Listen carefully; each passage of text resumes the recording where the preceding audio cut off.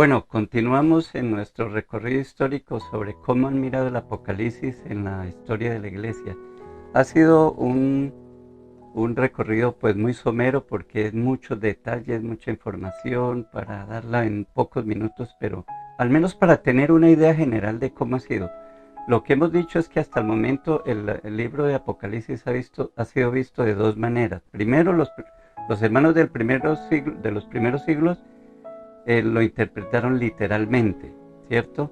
Pero después viene en el siglo III Orígenes, Dionisio, Eusebio de Cesarea, Cirilo de Jerusalén, y ellos dicen que es más bien simbólico, que es figurado, no literal, no puede ser literal. Específicamente Orígenes dice que un texto bíblico tiene tres sentidos: un sentido literal, un sentido espiritual, un sentido moral. Y leen Apocalipsis y la Biblia pues con esa lupa, con esa manera, con ese método de interpretar, y lógico que van a encontrar es puras figuras, puro simbolismo, y esa es la otra posición. Esta situación llevó a que algunos cuestionaran el libro de Apocalipsis porque ha traído divisiones, porque unos dicen una cosa, otros dicen otra, y algunos, inclusive los que hicieron su lista de libros sagrados, excluyeron al Apocalipsis. Otros lo incluyeron pero con reservas, entonces debido a las interpretaciones.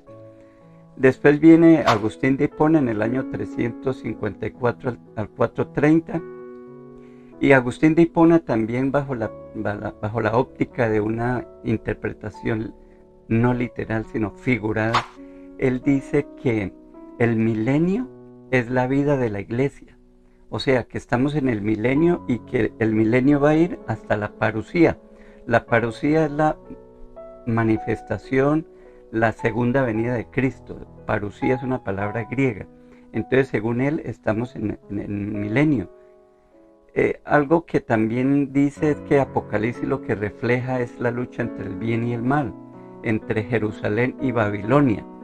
Y así continuamos hasta el año, cuando en los tiempos de Joaquín de Fiori, quiero corregir, en el video pasado dije que era el año 1500 algo, pero en realidad Joaquín de Fiori vivió en el año 1135.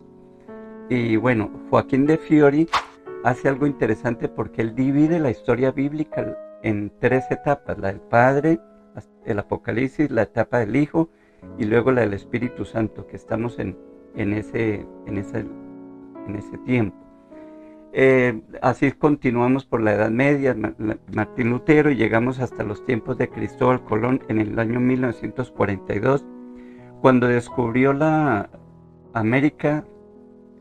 El descubrimiento de América trajo un mover, una fe, un entusiasmo en Europa, porque el mismo Cristóbal Colón se consideró mensajero apocalíptico. En una de sus cartas que él le mandó a la reina, a la corona, él dice que Dios le reveló eso, que Dios le mostró los cielos nuevos y la tierra nueva. Y eso es terminología apocalíptica, ¿cierto? Él se considera entonces un mensajero apocalíptico, y Europa empezó a ver a América como ese paraíso, como esa bendición donde se podría establecer el reino milenial de Cristo. Eso fue para Europa, y recordemos que estamos en pleno siglo de las luces, donde el hombre empezó a mirarse con fe en el mismo hombre, en la razón. El siglo de las luces es la iluminación, no por la religión, ya no necesitan a Dios, ahora es la razón la que predomina, ya debe pensar por sí mismo, ya no necesitan a Dios para explicar la ciencia. Los científicos, Copérnico y todo el movimiento científico que estaba en ese momento, le estaba trayendo una esperanza al mundo.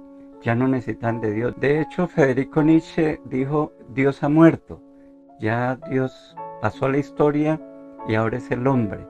Entonces se está combinando muchos elementos en Europa, en el mundo, y por parte de América viene la independencia de los Estados Unidos en el año 1776, y todo esto despertó un optimismo porque comienzan a llegar los colonos a invadir, a ocupar las tierras de América.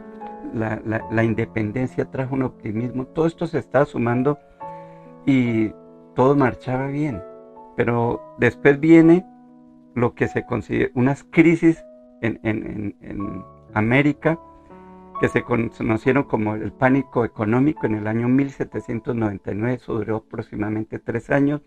Después vino algo que se llamó recesión económica en el año 1802. Después vino la depresión del año 1807 y empiezan las cosas a marchar mal. Ahora, cuando las cosas marchan mal, cuando las cosas están difíciles, cuando hay una situación caótica, sea terremoto, sea económica, sea peste, sea cualquier cosa, siempre ha llevado a la gente a mirar el Apocalipsis, a mirar hacia el futuro.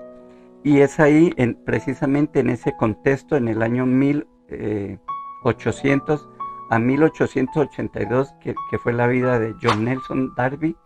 John Nelson Darby es un hombre que estudió la Biblia y se le conoce como el padre del dispensacionalismo. Él fue el que organizó la historia por dispensaciones, 7 dispensaciones, y con él se retomó el sentido literal de la Biblia. Entonces él comienza a mirar Apocalipsis literalmente. Dice que los 1000 años de Apocalipsis 20 son literales y organiza lo que nosotros conocemos como la teología dispensacionalismo, que fue lo que llegó a América del Sur, América Central, en fin, que invadió las Américas y parte del mundo también. Y es lo que más conocemos, lo que más explicamos nosotros, porque es lo que llegó a nosotros y después miraremos otras formas de entender esto. Esta concepción dispensacionalista se difundió rápidamente a través de la Biblia Scofield.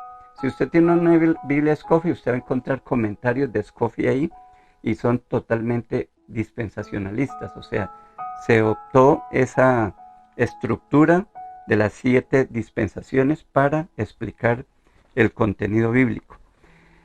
Seguimos en esa época de los años 1800 y en el año 1830, bueno, recalco el hecho de que había una depresión, bueno, varias depresiones económicas, crisis, pánico, recesión, etcétera. Y todo eso llevó a la gente otra vez a volver al Apocalipsis, a pensar en que esto tiene que acabar, que el Señor va a hacer algo, que la venida del Señor está cerca, etcétera, etcétera.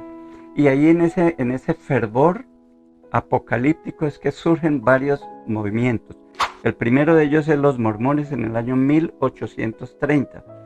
El señor Joseph Smith en Nueva York fundó un grupo, una iglesia que se llamaría la Nueva Jerusalén. Ya no sería Nueva York, sino que comenzaría la Nueva Jerusalén allí mismo en Nueva York y la llamarían la Sión del que habla la Biblia. Empezó como una iglesia de Cristo, pero después de un tiempo se hicieron llamar los santos de los últimos días. Note ahí el ingrediente apocalíptico, santos de los últimos días. La Nueva Jerusalén, la Sión. Entonces todo esto es contenido apocalíptico.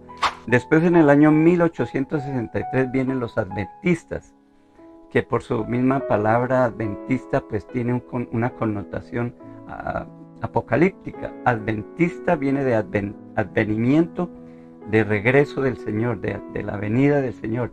Y bueno, todo el mundo conoce todas las fechas que los adventistas dieron y que no se cumplieron y el énfasis apocalíptico que ellos tienen, toda una explicación, todos unos argumentos y sobre los temas apocalípticos son bastante versados en eso. Después en el año 1879 surgen los testigos de Jehová con Russell. Este señor era un economista que tenía buen tiempo para dedicarse al estudio de la Biblia. Russell se dedicó a estudiar la Biblia y su mensaje principal era que este orden mundial estaba manipulado por Satanás, pero que este orden mundial iría a caer, iría a cambiar y que el reino milenial de Cristo se iba a establecer aquí en la tierra. Todos conocemos que las interpretaciones, lo que ellos dicen de los 144 44.000 de Apocalipsis. En fin, entonces mire, lo que quiero que notemos aquí es el ingrediente apocalíptico de estos grupos, tanto de los mormones, como los adventistas, como los testigos de Jehová, y que surgen en ese contexto de crisis, de depresión, de pánico económico. Entonces mire que lo que hemos dicho en otros videos es que la situación difícil, el Apocalipsis surgió en una situación caótica de persecución, de grandes problemas, ¿cierto? Pero también esos grandes problemas, esas situaciones difíciles son las que van moldeando el Apocalipsis y como que nos muestra como que ya ahora sí, como que ya el anticristo viene, como que esto está difícil y ya esto tiene que cambiar y el Señor tiene que venir pronto porque esto no da para más. Entonces, todo esto muestra tanto desde el descubrimiento de América, la esperanza de un nuevo mundo, tanto la idea que nos vendió la ilustración, el desarrollo, la confianza en el hombre, en establecer ya la ciencia, la tecnología, con todo el avance que tuvo en esos años, le estaba prometiendo al hombre el cielo aquí en la tierra. Pero nada de esto ocurrió, nada de esto ha pasado y los años siguen avanzando. Bueno, los años fueron pasando y la realidad fue otra. La esperanza de que aquí en América fuera el milenio, una tierra de bendición, una tierra que fluye leche y miel, parece que se fue desvaneciendo cuando el año 1917 la Revolución Rusa trajo tantos problemas, la bomba atómica con Hiroshima, Nagasaki, con los campos de exterminio de la Segunda Guerra Mundial, con Hitler, que entre otras cosas también lo consideraron el anticristo, el atentado de las Torres Gemelas en el 11 de noviembre, el fin del mundo, basado en el calendario maya. Todas estas cosas muestran que el tema apocalíptico sigue en auge y creo que necesitamos tener en cuenta toda esta historia y pedirle al Señor que nos ayude para entender el libro de Apocalipsis y tener en cuenta lo que la iglesia a través de la historia ha sucedido para no cometer los mismos errores y ir a la palabra del Señor de la mejor manera, guiados por su Santo Espíritu, para entender qué era el propósito que el Señor tenía con el libro de Apocalipsis. Porque yo veo en el capítulo 1, lo vamos a estudiar con calma después, pero yo veo que el propósito de Apocalipsis es la bienaventuranza. Bienaventurado el que lee y los que oyen las palabras de este libro, porque el tiempo está cerca. El libro de Apocalipsis fue de esperanza y de ánimo para los hermanos de los primeros siglos y tenemos que encontrar ese sentido, el propósito con el cual se escribió el libro y el propósito que también se debe cumplir en nuestra vida.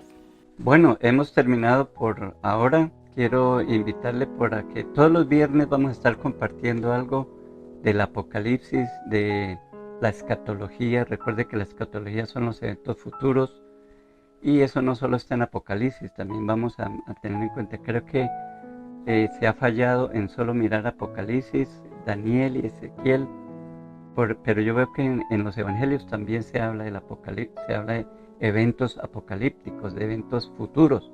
Entonces quiero invitarle para que continúe. Si no se ha suscrito a nuestro canal, suscríbase, dele like, comparta la información. Recuerde que nuestro lema es bendecidos para bendecir. Dios les bendiga.